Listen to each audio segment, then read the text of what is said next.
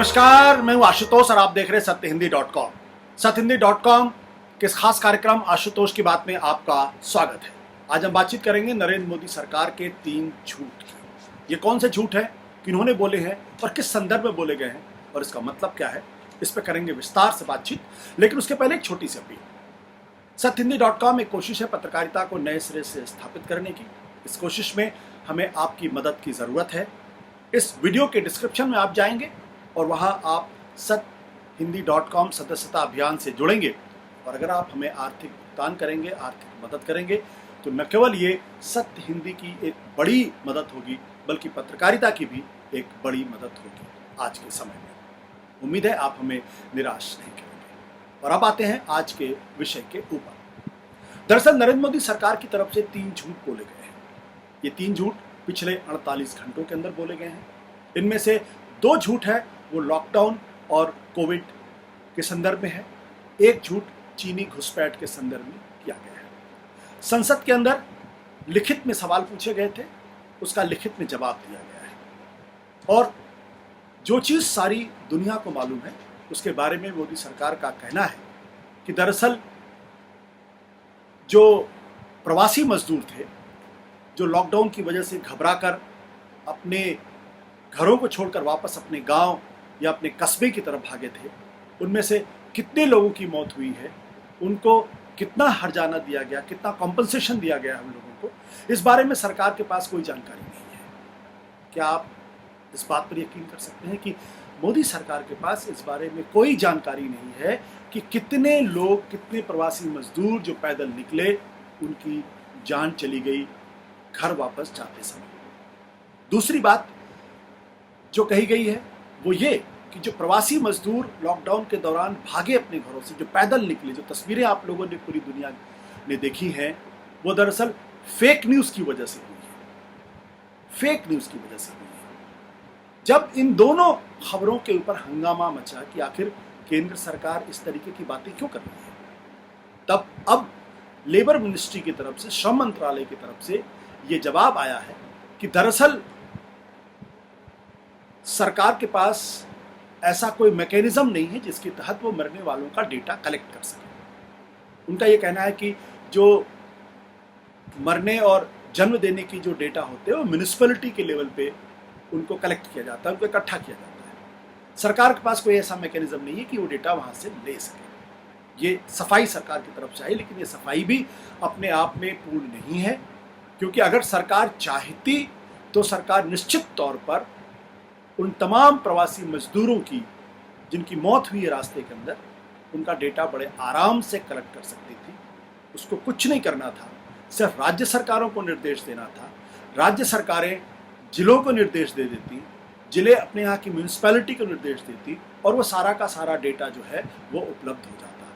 क्योंकि ऐसा हिंदुस्तान में संभव ही नहीं है किसी व्यक्ति की मौत हो और उसकी जानकारी म्यूनिसिपैलिटी के अंदर ना हो और वो लाश लावारिश पड़ी रहे। ऐसा संभव नहीं होता है। इसलिए जो सरकार की तरफ से जो जवाब दिया गया, लिखित में जवाब दिया गया, वो अपने आप में एक बहुत बड़ा झूठ है।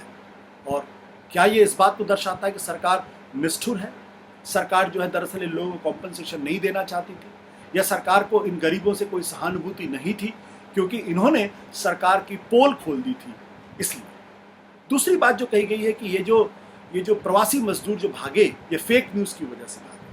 मार्च के महीने में आप सब लोगों को पता है किस तरीके से अचानक 24 तारीख को शाम को 8 बजे प्रधानमंत्री जी राष्ट्र को संबोधित करते हैं और कह देते हैं कि 4 घंटे के बाद ही रात को 12 बजे पूरे देश के अंदर लॉकडाउन घोषित हो जाएगा। यानी किसी को ना तो संभलने का मौका दिया गया, ना किसी को इस बारे में अपने खाने पीने के सामान, अपने रोजगार, अपनी दिहाड़ी मजदूर के बारे में सोचने का मौका दिया गया। हम आप तो अपने अपने घरों में कई महीनों तक शायद सुरक्षित रह सकते हैं, लेकिन वो दिहाड़ी मजदूर जो रोज सुबह उठता था, सुबह जाके रात तक नौकरी करता था, दिहाड़ी करता था, अचानक अगले दिन से उसकी दिहाड़ी बंद हो गई। और आपने वो तस्वीरें देखी जहाँ पे टीवी चैनल्स पर आके और तमाम वेबसाइट्स पर आके इन गरीब मजदूरों ने कहा कि उनके पास खाने के लाले पड़ गए थे। उनके मकान मालिक, फैक्ट्री वाले जहाँ वो काम करते थे, उन्होंने उनको अपनी फैक्ट्रियों से निकाल दिया, अपने घरों से निकाल दिया। और जब वो बाहर निकले तो पुलिस वालों ने उनको डंडे से उनकी पिटाई कर दी। तो लिहाजा उनके पास कोई दूसरा उपाय बचा ही नहीं था, कोई विकल्प ही नहीं था, क्योंकि अगर वो यहाँ रहते, उनका कहना था, तो वो भूखों मर जाते, क्योंकि उनके रोजी रोटी का सवाल पैदा हो गया था। लिहाजा उनके पास एक ही विकल्प था, वो ये कि वो अपने घरों से, जहाँ से आए थे, वहाँ चले जाएं। इस बात को पूरी दुनिया ने सुना, उनके दर्द को देखा। वो तस्वीरें जिन्होंने एक बहुत ही खौफनाक तस्वीर दुनिया के सामने रखी, वो सारी तस्वीरें आपने देखी। लेकिन अगर देश की सरकार ये कहती है कि उसके पास प्रवासी मजदूरों को जो रास्ते में थे, उनके मरने वालों का कोई उनके पास आंकड़ा नहीं है, और अगर वो ये कहती है कि प्रवासी मजदूर भागे दरअसल फेक न्यूज़ की वजह से, तो इससे बड़ी झूठ या इससे बड़ा झूठ या फरेब दूसरा नहीं हो सकता है। जो तीसरी बात कही वो और ज़्यादा गंभीर है। तीसरी बात गंभीर यह है क्योंकि देश के जो गृह राज्य मंत्री हैं नित्यानंद तिवारी जी ने, उन्होंने एक लिखित जवाब में कहा है कि पिछले 6 महीने के अंदर चीन और भारत की सीमा पर किसी तरीके की कोई घुसपैठ नहीं हुई है। जी हाँ, मैं कोई गलत बात नहीं कह रहा हूं, आप दोबारा सुन लीजिए। केंद्रीय गृह राज्य मंत्री नित्यानंद राय ने लिखित जवाब में कहा है कि चीन की सीमा पर पिछले 6 महीने में कोई घुसपैठ नहीं हुई है। अब आप इस बात पर यकीन कर सकते हैं, पिछले अप्रैल के महीने के बाद से पूरे देश की चिंता चीन की सीमा पर लगी हुई है। हमारी सेना की चिंता इस पर लगी हुई है। 50,000 के आसपास भारतीय सैनिक इस वक्त लद्दाख में LAC के आसपास इकट्ठा है। दोनों सेनाएं एक दूसरे के आमने सामने खड़ी हुई है, और देश के जो चीफ ऑफ डिफेंस स्टाफ है, उनका कहना यह है कि भारत के पास सैनिक विकल्प है चीन को सबक सिखाने के लिए। जो भारत के विदेश मंत्री हैं, उनका कहना यह 1962 की ये सबसे बड़ी क्राइसिस है। अब सवाल ये उठता है कि अगर चीन ने भारत की जमीन पर घुसपैठ नहीं किया है, चीन अगर अपनी जमीन पर ही मौजूद है, तो फिर ये इतना बड़ा संकट और ऐसी बातें क्यों की जा रही है, ये समझने वाली बात है। लेकिन आपको याद होगा कि जब जून के महीने में 19 जून को जब प्रधानमंत्री जी सर्वदलीय बैठक के बाद जब उनका एक वीडियो जारी हुआ, जिसमें उन्होंने क्या कहा था, उसमें उन्होंने ये कहा था कि ना कोई हमारी सीमा में घुसा है, ना कोई घुसा हुआ है, और ना हमारी किसी पोस्ट पर किसी ने कब्जा किया है। तो उस वक्त काफ़ी हंगामा मचा था। लोगों ने कहा कि ये दरअसल एक झूठ बोला गया है। ये तो संभव है कि कोई हमारी सीमा पे घुसा हुआ ना हो, ये भी संभव कोई हमारी पोस्ट पर कब्जा किया ना हो, लेकिन यह कहना कि कोई हमारी सीमा में आया ही नहीं, ये अपने आप में झूठ था। लिहाजा अगले ही दिन आपने देखा होगा कि किस तरीके से पहले प्रधानमंत्री कार्यालय की तरफ से बयान जारी किया गया, स्पष्टीकरण देने की कोशिश की गई, फिर विदेश मंत्रालय की तरफ से स्पष्टीकरण देने की कोशिश की गई, और ये कहने का प्रयास किया गया कि दरअसल प्रधानमंत्री के बयान को तोड़ मरोड़ कर और किसी अल्टीरियर मोटिव की वजह से उसको करने की कोशिश की गई। अब मैं आपको सिर्फ 2 ही उदाहरण देता हूं, और वो भी फैक्ट के आधार पर। फैक्ट क्या है, ये बात अभी तक भारत सरकार ने कभी नहीं मानी है कि चीन हमारी सीमा पर घुसपैठ कर गया है या वहां पे बैठा हुआ है। आपको याद होगा कि 6 अगस्त को, जी हाँ 6 अगस्त को विदेश मंत्रालय की वेबसाइट पर एक खबर छपी। ये उस वेबसाइट का हिस्सा है। इस वेबसाइट में ऊपर लिखा हुआ है कि चाइनीज एग्रेशन ऑन LAC। इसका जो पहला पैराग्राफ है, उसकी जो दूसरी लाइन है, उसमें लिखा हुआ है the Chinese side transgressed in the areas of Kungrang Nala and Gogra and north bank of Pangong Tso on 17-18 May 2020। यानी ये डिफेंस मिनिस्ट्री की, रक्षा मंत्रालय का अपना वेबसाइट है, और वो वेबसाइट स्पष्ट तौर पर लिखता है कि 17 और 18 मई की रात को चाइनीज भारतीय सीमा के अंदर घुसे। ये कौन सा इलाका जहां पे घुसे? कुंगरांग नाला, गोगरा और north bank of Pangong show. यानी रक्षा मंत्रालय की वेबसाइट ही इस बात को मानती है कि चाइनीज हमारी सीमाओं के अंदर घुसे हैं, घुसपैठ उन्होंने की है। दिलचस्प बात है कि जैसे ही ये बात अखबारों की सुर्खियां बनी, जैसे ही ये तमाम टीवी चैनल्स पर इस बारे में बातचीत शुरू हो गई, फौरन इस वेबसाइट को टेक डाउन कर लिया गया और इस जानकारी को रक्षा मंत्रालय की वेबसाइट से हटा दिया गया। अब सवाल ये उठता है कि ऐसा क्यों किया गया।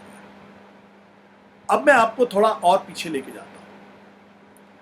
आपको याद होगा कि 15 जून की रात को भारत और चीन की सैनिकों के बीच में जबरदस्त संघर्ष हुआ था, जिसमें भारत के 20 जवान शहीद हुए थे, करीब 80 जवान घायल हुए थे।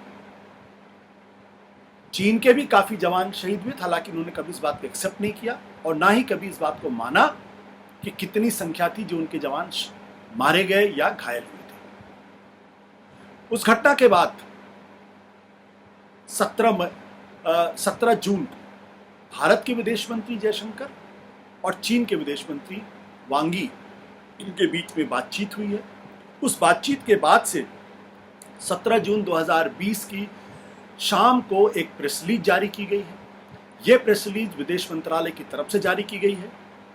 इस प्रेस रिलीज में जो दूसरा पैराग्राफ है, उस दूसरे पैराग्राफ की जो दूसरी बल्कि तीसरी लाइन है, वो मैं आपको पढ़ के सुना देता हूं।